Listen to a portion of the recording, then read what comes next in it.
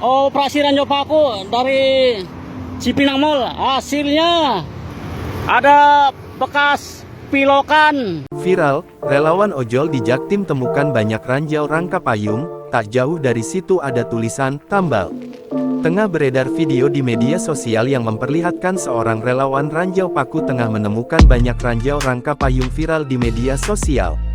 Video tersebut diunggah oleh akun TikTok @usmantomanto27, dan hingga kini telah ditonton lebih dari 3,4 juta tayangan. Dalam video tersebut, awalnya relawan ranjau paku yang juga merupakan driver ojol itu pun tengah menunjukkan hasil dirinya melakukan operasi ranjau paku. Terlihat banyak sekali ranjau rangka payung yang menempel di magnet yang digunakan relawan tersebut. Dirinya juga menjelaskan lokasi tempat ranjau tersebut ialah dari Jembatan Aitem, Mall Cipinang, hingga Komplek Halim, Jakarta Timur.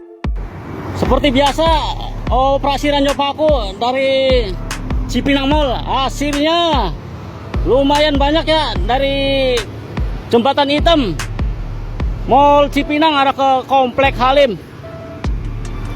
Ada bekas pilokan,